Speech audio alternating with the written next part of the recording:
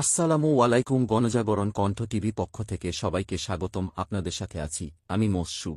বোচাগঞ্জ থানাধীন বড় সুলতানপুর গুচ্ছগ্রাম এলাকার পুরুষ থেকে একাধিক বিয়ের স্ত্রী আশা আক্তার লক্ষ লক্ষ টাকা হাতিয়ে নেওয়ার অভিযোগ উঠেছে।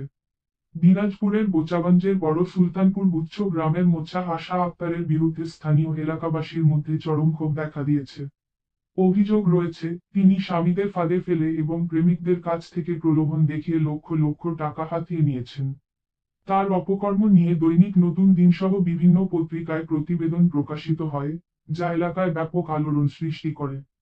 জানা যায়, ২০ বছর বয়সী আশা আক্তার প্রেমের ফাঁদে ফেলে যুবকদের সাথে সম্পর্ক তৈরি করেন এবং বিবাহ করে অর্থ আদায়ের পেশা বেছে নেন। শুধু তাই নয়, তার পিতা লাইছুর রহমান ও মাতা লিপি আক্তারের বিরুদ্ধেও ভুয়া সনদপত্র বানানোর অভিযোগ রয়েছে। তিনি বিভিন্ন ব্যক্তিকে ফাঁদে ফেলে অবৈধ উপায়ে অর্থ আদায়ের কাজ করেন। প্রকাশিত প্রতিবেদন এবং স্থানীয় অভিযোগ। বিগত ৯ অক্টোবর ২০১৮ তারিখে দিনাজপুরের বোচাগঞ্জে পুরুষ থেকে আশা আক্তার কাহিনী শিরোনামে এক প্রতিবেদনে এই বিষয়টি বিস্তারিত তুলে ধরা হয়। এতে প্রেমিকদের ফাঁদে ফেলে অর্থ হাতিয়ে নেওয়ার বিষয়টি রাতারাতি আঙ্গুল ফুলে কলা গাছ নামে ব্যাখ্যা দেওয়া হয়। এ বিষয়ে স্থানীয় সাংবাদিক খান মোহাম্মদ আব্দুল মজিদ থানায় অভিযোগ দায়ের করেন।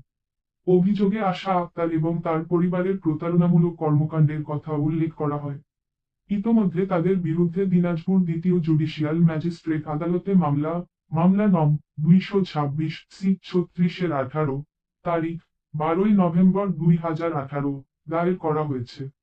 অভিযোগের বিবরণ। স্থানীয়রা অভিযোগ করেছেন, আশা আক্তার তার প্রেমিক এবং স্বামীদের কাছ থেকে মোটা অঙ্কের অর্থ হাতিয়ে নিতেন। তার পিতা লাইছুর রহমান ভুয়া কাগজপত্র বানানোর মাধ্যমে অসাধু উপায়ে অর্থ উপার্জনে জড়িত ছিলেন।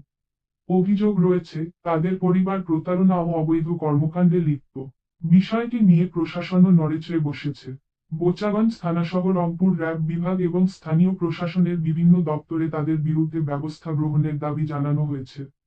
প্রশাসনের দৃষ্টি আকর্ষণ। অভিযোগের ভিত্তিতে তদন্ত করে দ্রুত ব্যবস্থা নেওয়ার দাবি জানিয়েছে এলাকাবাসী।